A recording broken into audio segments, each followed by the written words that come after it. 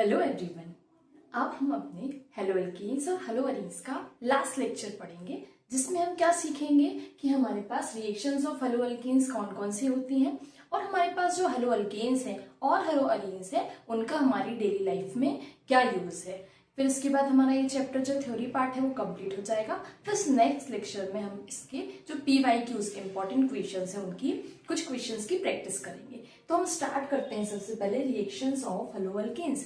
तो reaction of halo alkanes में first reaction जो हमको पढ़नी है वो है nucleophilic substitution reaction. Last lecture में हमने सीखा था कि जो हेलो अरीन्स होते हैं उनमें जो न्यूक्लियोफिलिक सब्स्टिट्यूशन रिएक्शन होती है वो थोड़ी डिफिकल्टी से होती है क्योंकि उसकी अलग प्रॉपर्टीज हैं। बट यहाँ पे जो हमारे पास हेलो एल्केन्स हैं उनमें न्यूक्लियोफिलिक सब्स्टिट्यूशन रिएक्शन बहुत इजीली हो जाता है।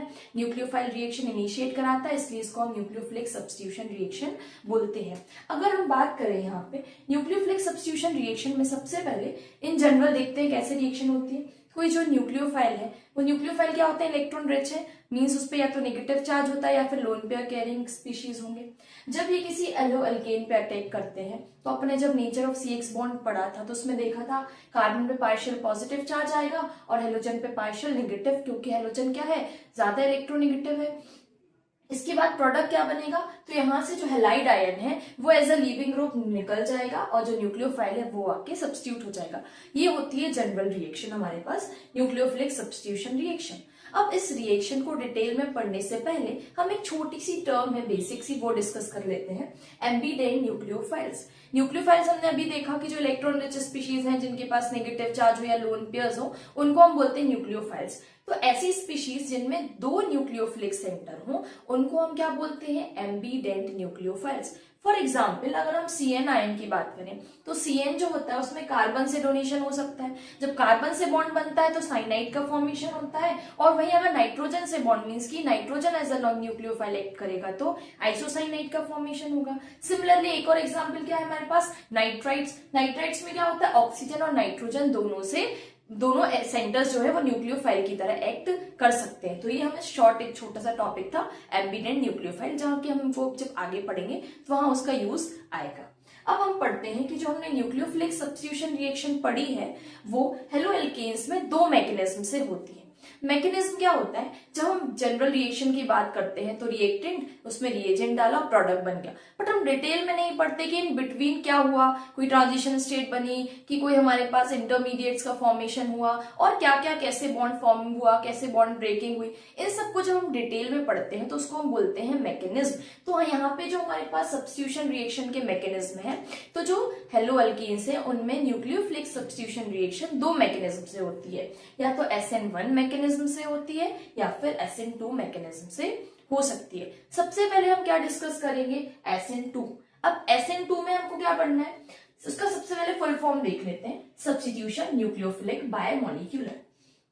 सब्स्टिट्यूशन हमें पता है, न्यूक्लियोफिलिक भी पढ़ता है। डिफरेंस क्या है, बायोमोलिक्यूलर जो अलग टर्म है वो हमें नहीं पता है। तो बायोमोलिक्यूलर क्या होती है, जब हम आगे चैप्टर पढ़ेंगे केमिकल काइनेटिक्स तो उसमें क्या होता है, जो स्लोएस्ट स्टेप होती है वही होती है रेट डिटरमाइनिंग स्टेप। तो रेट डिटरमाइनिंग स्टेप में जो हमारे पास रेट ऑफ रिएक्शन है वो जितने नंबर ऑफ स्पीशीज की कंसेंट्रेशन पे डिपेंड करेगा वही हो जाएगी उस रिएक्शन की मॉलिक्यूलरिटी, मींस वही हो जाएगा। यहाँ पे हमारे पास सपोज रिएक्शन में अगर दो मॉलिक्यूल्स की कंसेंट्रेशन पे रेट ऑफ रिएक्शन डिपेंड करती है, इसलिए हम इसको क्या बोलते हैं, बायमॉलिक्यूलर रिएक्शन। अगर वन पे डिपेंड करेगी तो यूनिमॉलिक्यूलर, ऐसे ये वेरी कर सकता है। तो हमको सिर्फ यहाँ बायोमोलिक्यूलर इतना सा पढ़ना है, बाकी हम केमिकल काइनेटिक्स में डिटेल में पढ़ेंगे।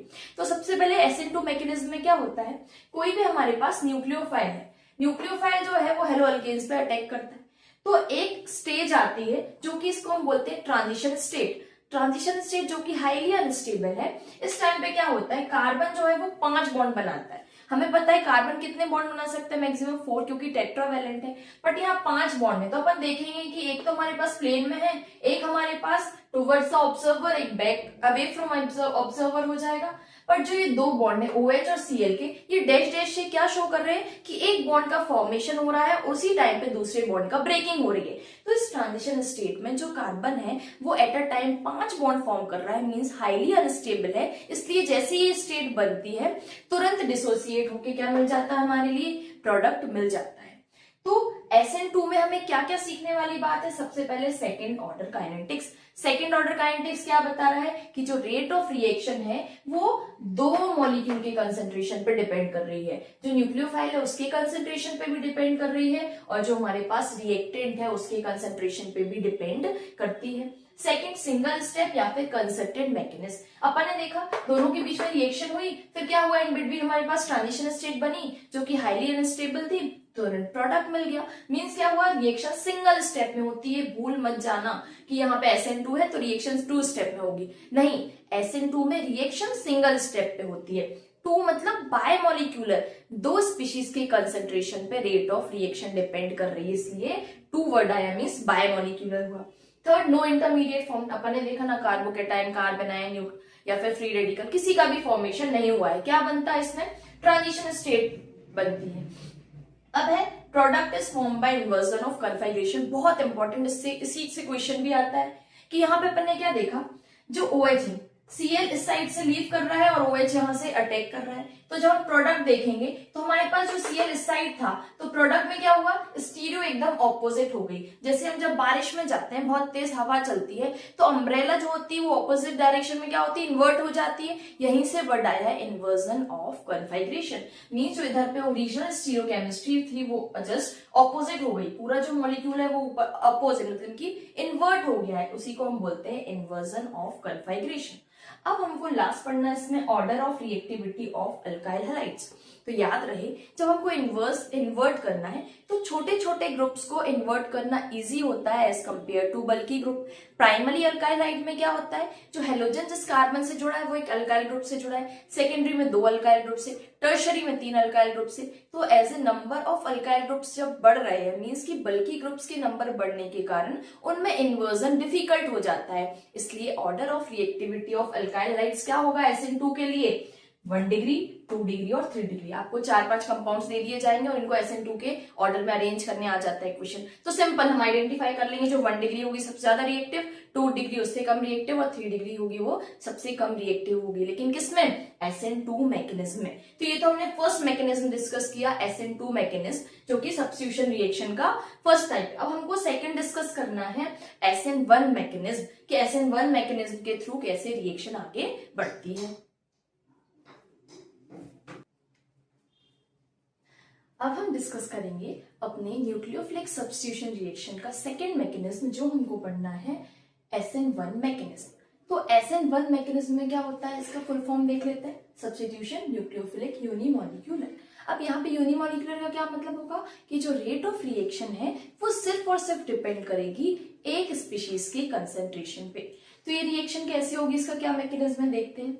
सबसे पहले तो जो SN1 मैकेनिज्म होता है उसमें 2 स्टेप इन्वॉल्व होने हैं। बिल्कुल यहाँ कंफ्यूज नहीं होना है, अपन ने इसके पहले भी देखा। SN2 मींस बायमोलिक्यूलर, 2 स्पीशीज के कंसेंट्रेशन पर डिपेंड कर रही है लेकिन सिंगल स्टेप में होती है। SN1 मींस यूनिमॉलिक्यूलर, एक स्पीशीज की कंसेंट्रेशन पर डिपेंड करती है इसलिए यूनिमॉलिक्यूलर, लेकिन कितने स्टेप में होती है, 2 स्टेप में होती है। तो फर्स्ट स्टेप में क्या होता है, formation of carbocation, means carbocation बनेगा। कार्बोकेटाइन कैसे बनेगा, तो जो भी हमारे पास हेलो अल्केन है, जब वो इरिवर्सिबल रिएक्शन होगी तो नॉर्मल एनायन और केटायन में ब्रेक हो जाएंगे यहाँ पे, तो हमारे पास एक कार्बोकेटाइन बन जाएगा और हैलाइड आयन यहाँ पे लीव कर जाएगा। फिर सेकेंड स्टेप में क्या होगा, जो कार्बोकेटाइन है उस पे न्यूक्लियोफाइल का अटैक होगा, तो यहाँ पे जो न्यूक्लियोफाइल है वो आके यहाँ पे सब्स्टिट्यूट हो जाएगी और प्रोडक्ट बन जाएगा। अब इसमें याद रहे कि जो स्टेप 1 होती है वो रिवर्सिबल है और स्लोएस्ट स्टेप है। स्लोएस्ट है इसका मतलब कि रेट डिटरमाइनिंग स्टेप है। तो रेट डिटरमाइनिंग स्टेप में क्या होगा हमारे पास, देखिए अगर अपन तो सिर्फ किसका इन्वॉल्वमेंट है, एक स्पीशीज, सिर्फ और सिर्फ रिएक्टेंट का इन्वॉल्वमेंट है। मींस रेट ऑफ रिएक्शन किस पे डिपेंड कर रही है, सिर्फ और सिर्फ रिएक्टेंट की कंसेंट्रेशन पर डिपेंड कर रही है, इसलिए कौन सी रिएक्शन है, यूनिमॉलिक्यूलर। तो इसलिए इसके और क्या क्या पॉइंट्स हैं, सबसे पहले याद रखने वाला पॉइंट है कि ये जो हमारे पास SN1 मैकेनिज्म होता है वो किस मीडियम में होता है, पोलर प्रोटिक सॉल्वेंट के मीडियम में होता है। मींस जो हमारे पास सॉल्वेंट है पोलर होना चाहिए, प्रोटिक मींस उसमें से प्रोटॉन हमें मिल सकता है। सेकेंड है फर्स्ट ऑर्डर काइनेटिक्स, मींस की एक ही स्पीशीज की कंसेंट्रेशन पे रेट डिपेंड करेगी। थर्ड है 2 स्टेप में रिएक्शन हो रहा है, अपन ने देखा फर्स्ट स्टेप में कार्बोकेटाइन बनता है और सेकेंड स्टेप में क्या होता है, न्यूक्लियोफाइल का अटैक हो जाता है। फोर्थ पॉइंट है कि प्रोडक्ट किससे बनता है, मेजरली मींस बनते तो दोनों प्रोडक्ट है, मतलब रिटेंशन वाला प्रोडक्ट भी बनेगा और इन्वर्जन भी, बट जो बेजर प्रोडक्ट है वो किससे बनता है, रिटेंशन। मींस जो ओरिजिनल कन्फिग्रेशन था हेलोअल्कीन का वही सेम रहेगा, सिर्फ हमारे पास क्या होगा, जहां से लीविंग ग्रुप जाएगा वहीं पे हमारे पास इनकमिंग न्यूक्लियोफाइल आके सब्स्टिट्यूट हो जाएगा। बनेंगे वो दो प्रोडक्ट, इन्वर्टेड प्रोडक्ट भी बनेगा और यहाँ पे रिटेंशन वाला प्रोडक्ट भी बनेगा, बट बेजर प्रोडक्ट जो होता है वो वाया रिटेंशन ऑफ कन्फिग्रेशन बनता है। और नेक्स्ट पॉइंट क्या देखना है, carbocation is formed as intermediate, अपन ने देखा था SN2 में ट्रांजिशन स्टेट बनता है और SN1 में ये कार्बोकेटाइन बन रहा है, तो इंटरमीडिएट का फॉर्मेशन हो गया। नेक्स्ट अभी अपन आगे देखेंगे ऑप्टिकली एक्टिव अल्काइल लाइट्स क्या होते हैं। तो जब ऑप्टिकली एक्टिव अल्काइल लाइट्स का केस होगा तो जो SN1 रिएक्शन है उसमें कैसे प्रोडक्ट बनता है, रेसिमाइजेशन से। तो ये जो ऑप्टिकली एक्टिव टर्म है रेसिमाइजेशन है, ये अभी हम थोड़ा सा ये कंप्लीट करके फिर उसी को डिस्कस करेंगे। नेक्स्ट है, अगर हम इसमें एल्काइल लाइट्स के ऑर्डर ऑफ रिएक्टिविटी देखें फॉर SN1 मैकेनिज्म, तो याद रखने वाली बात है स्लोएस्ट स्टेप में कार्बोकेटाइन का फॉर्मेशन हो रहा है, मींस रेट ऑफ रिएक्शन जो होगी या फिर जो रिएक्टिविटी होगी एल्काइल लाइट्स की वो किस पे डिपेंड करेगी, जो हमारे पास कार्बोकेटाइन बन रहा है उसकी स्टेबिलिटी पे। तो अगर अपन देखें तो सबसे ज्यादा स्टेबल कौन सा होता है हमारे पास कार्बोकेटाइन, बेंजाइलिक, क्यों, क्योंकि वो रेजोनेंस स्टेबलाइज्ड है। उससे कम स्टेबल कौन सा होगा, अलाइलिक, क्यों, क्योंकि उसमें कॉन्जुगेशन पॉसिबल है। फिर 3 डिग्री क्यों, क्योंकि कार्बोकेटाइन क्या होते हैं, इलेक्ट्रॉन डेफिशिएंट है। 3 अल्काइल ग्रुप्स लगे, alkyl groups electron donating group है, जितने ज्यादा इलेक्ट्रॉन डोनेटिंग ग्रुप रहेंगे कार्बोकेटाइन की स्टेबिलिटी उतनी ज्यादा होगी। तो 3 डिग्री में 3 अल्काइल ग्रुप्स होते हैं, 2 डिग्री में 2 अल्काइल ग्रुप होते हैं, 1 डिग्री में 1 अल्काइल ग्रुप होते हैं। तो ऑर्डर ऑफ रिएक्टिविटी क्या हो जाएगा अल्काइल लाइट्स का SN1 के लिए, बेंजाइलिक, अलाइलिक, 3 डिग्री, 2 डिग्री और 1 डिग्री, और SN2 में हमने क्या देखा था, 1 डिग्री, 2 डिग्री और 3 डिग्री। तो ये तो हमारे पास बात हो गई नॉर्मल कि हमारे पास SN1 और SN2 मैकेनिज्म कैसे होते हैं। अब हमको एक छोटा सा टॉपिक पढ़ना है, स्टीरियोकेमिकल एस्पेक्ट्स। जो हमने न्यूक्लियोफिलिक सब्स्टिट्यूशन रिएक्शन पढ़ी है उनमें स्टीरियोकेमिस्ट्री का क्या रोल है। तो सबसे पहले हमको इसमें सीखना है कायरल कार्बन। कायरल कार्बन को एसिमेट्रिक कार्बन भी बोलते हैं या फिर स्टीरियोजेनिक कार्बन भी बोलते हैं। अब ये क्या होता है हमारे पास, ये हम देख लेते हैं यहाँ पे।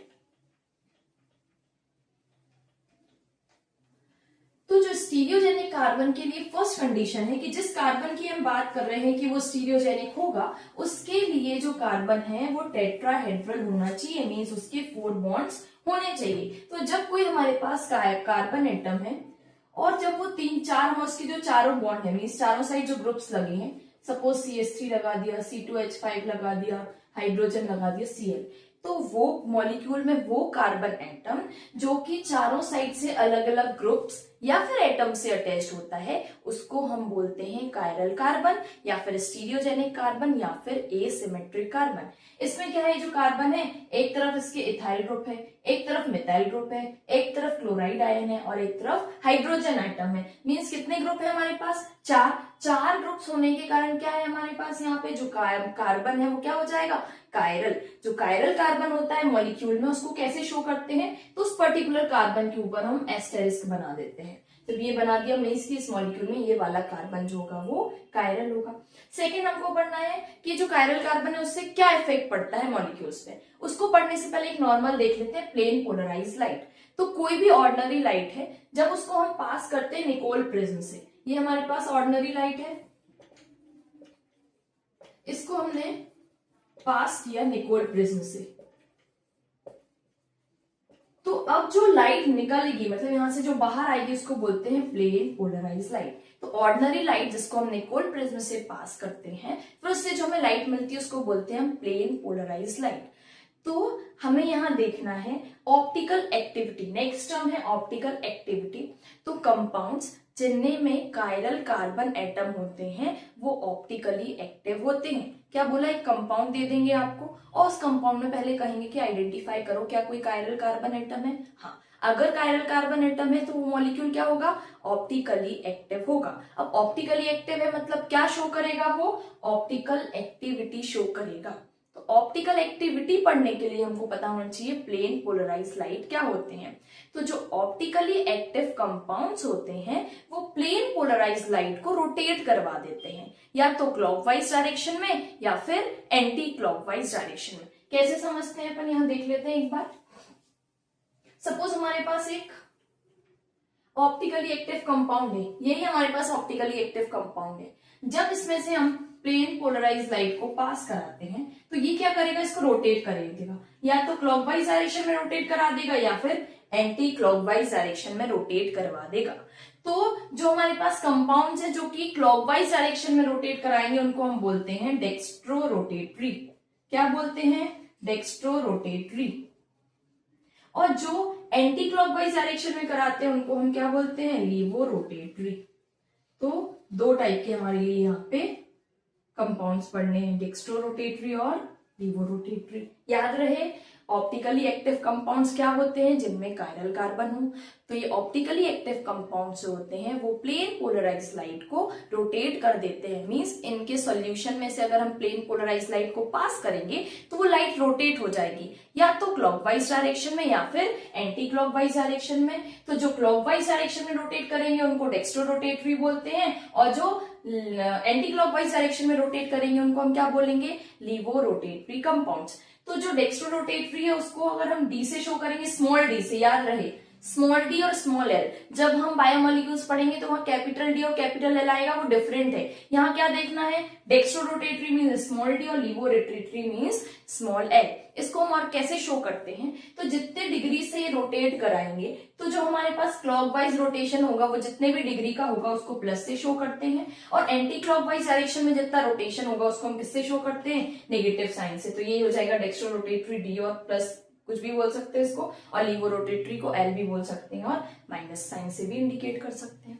अब नेक्स्ट टर्म हमको पढ़ना है एनेंशियोमर्स। तो याद रहे एनेंशियोमर्स क्या होते हैं। तो सपोज हम बात करें कि हमारे पास हमारा हैंड है, ये हैंड है, इसको जब हम मिरर में देखेंगे तो हमें अगर सपोज ये हैंड हम ऐसे रखेंगे तो इसकी जो हमें इमेज मिलेगी वो कैसी मिलेगी, ये जो हमारे पास थंब है, थंब के सामने थंब मिलेगा, और जो हमारे पास ये फिंगर्स है वो ऐसे मिलेंगी। लेकिन जब हम इसको उठा के इसके ऊपर रखेंगे तो ये कैसा, ऐसा रखा जाएगा। मीन्स क्या होगा, एक दूसरे के ऊपर सुपर इम्पोज नहीं होंगे। मिरर इमेज तो बनाएंगे बट एक दूसरे के ऊपर सुपर इम्पोज नहीं होंगे। तो वो कंपाउंड्स जो कि एक दूसरे के मिरर इमेज है but non super imposable, the molecules which are non-superimposable mirror images of each other, उनको ही हम क्या बोलते हैं, एनेंशियोमर्स। और जो एनेंशियोमर्स होते हैं उनमें फिजिकल प्रॉपर्टीज आइडेंटिकल होती है, बॉइलिंग पॉइंट, रिफ्लेक्टिव इंडेक्स और भी जो भी फिजिकल प्रॉपर्टीज हैं वो सेम रहती हैं। नेक्स्ट हमको पढ़ना है रेसिमिक मिक्सचर।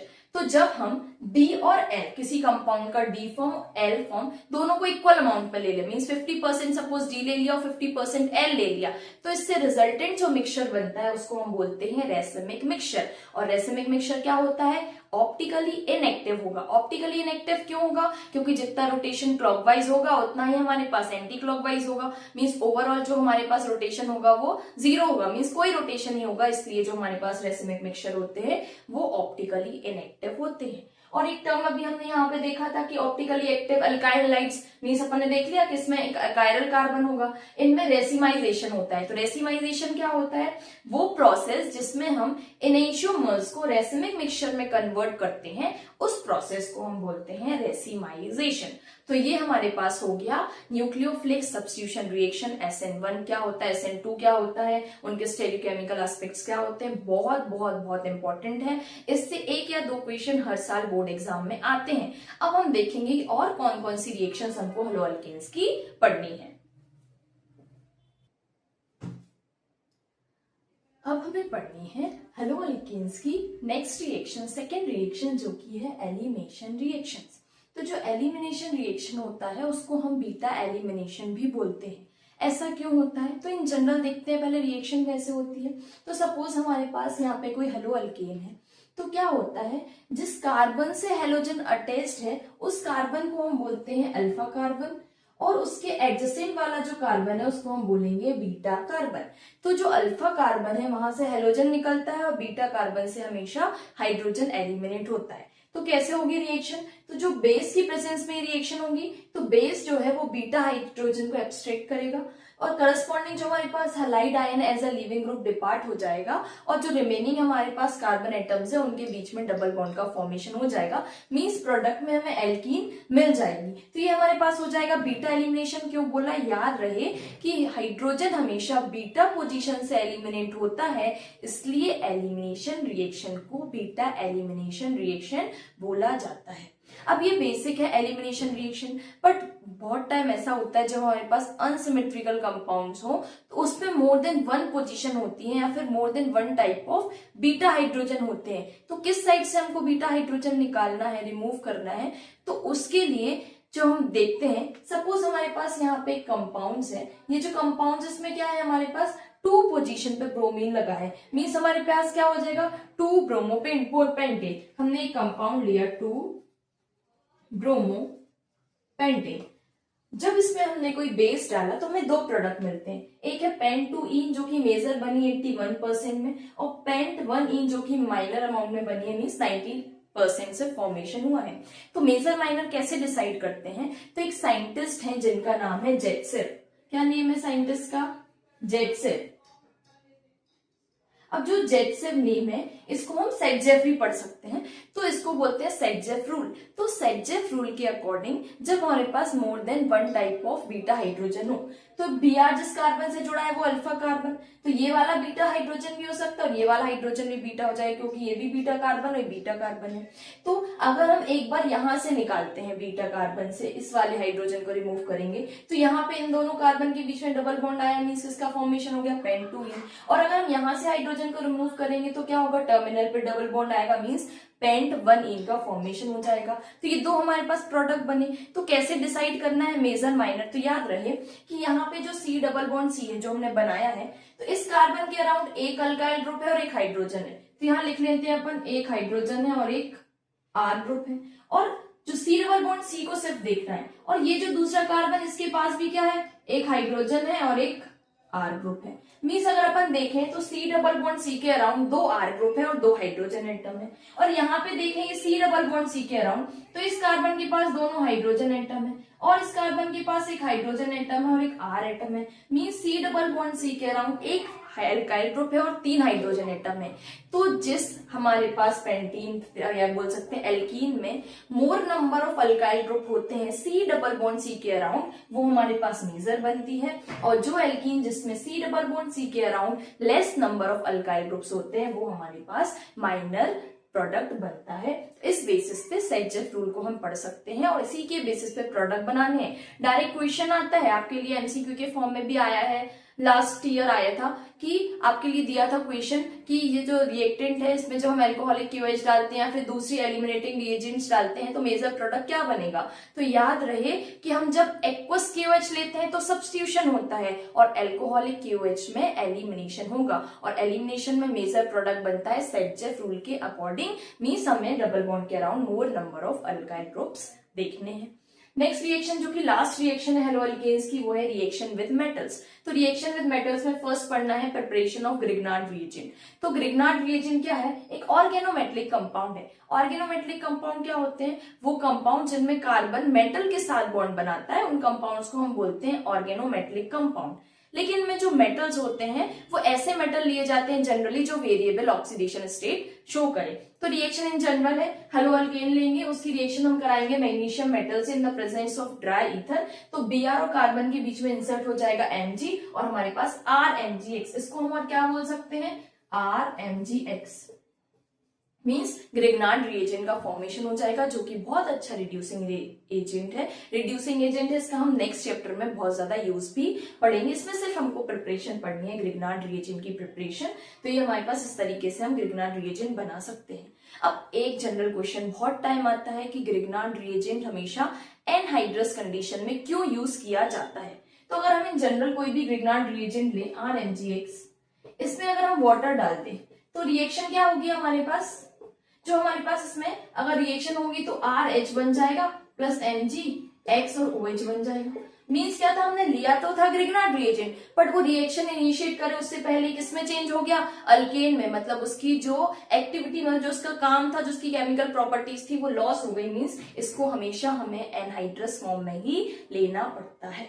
और लास्ट रिएक्शन जो इसका हमने पढ़ी रिएक्शन विद मेटल्स, इसकी सेकंड हमको पढ़ना है वुड्स रिएक्शन, जो कि हमने लास्ट लेक्चर में डिस्कस किया था कि जब हम वुड्स फिटिक लेते हैं तो अल्काइल हलाइड और अराइल हलाइड लेते हैं, फिटिक में सिर्फ अराइल हलाइड लेते हैं और वुड्स रिएक्शन में हम क्या लेंगे, सिर्फ अल्काइल हलाइड्स। तो हम यहाँ पे 2 मोल लेंगे किसी भी हेलोअल्केन का, उसकी रिएक्शन कराएंगे सोडियम मेटल से in the presence of dry ether, तो करस्पॉन्डिंग R और R मींस कि हमारे लिए अल्केन मिल जाएगा और NaX as a by product निकल जाएगा। अब हम पढ़ते हैं कि हेलोअल्केन्स और हेलोअरीन्स का डेली लाइफ में क्या यूज है, सिर्फ इंपॉर्टेंट पढ़ेंगे जिससे जनरल क्वेश्चन फॉर्म हो सकते हैं।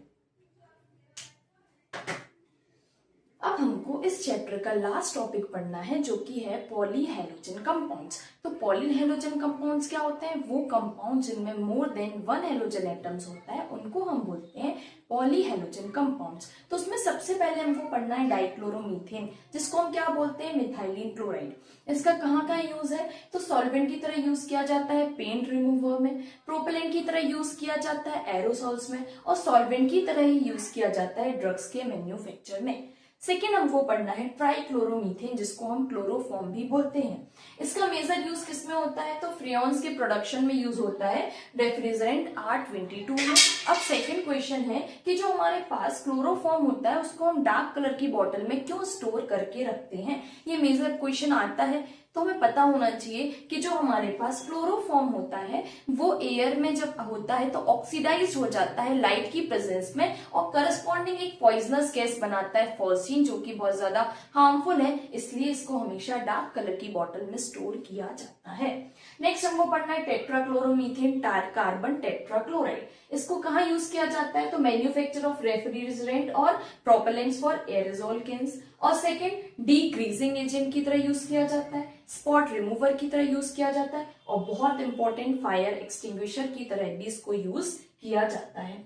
और कार्बन टेट्राक्लोराइड के यूज से ओजोन लेयर डिप्लीशन भी होता है। नेक्स्ट है फ्रेयॉन्स। तो जो क्लोरोफ्लोरोकार्बन कंपाउंड्स होते हैं इथेन और मीथेन को, उनको हम कलेक्टिवली फ्रेयॉन्स बोलते हैं। इसका यूज होता है एरोसॉल प्रोपेलेंट्स में और बहुत ज्यादा यूज होता है रेफ्रिजरेशन और एयर कंडीशनिंग, मतलब एसीज में भी इनका बहुत ज्यादा यूज होता है। लास्ट है डीडीटी। डीडीटी का किसकी तरह यूज करते हैं, ऑर्गेनिक इंसेक्टिसाइड्स, जो हम खेतों में दवाई छिड़कते हैं उसमें इसका यू क्या होता है, डीडीटी ही होता है, वो भी हार्मफुल है। तो ये पार्ट हो गया हमारे पास, लास्ट पार्ट था, हमने डिस्कस कर लिया हेलोअल्केन्स और हेलोअरीन्स। ये चैप्टर का थ्योरी पार्ट जो है पूरा कंप्लीट हो गया है। अब नेक्स्ट लेक्चर में हम प्रीवियस ईयर कुछ इंपॉर्टेंट क्वेश्चन की प्रैक्टिस करेंगे। Thank you.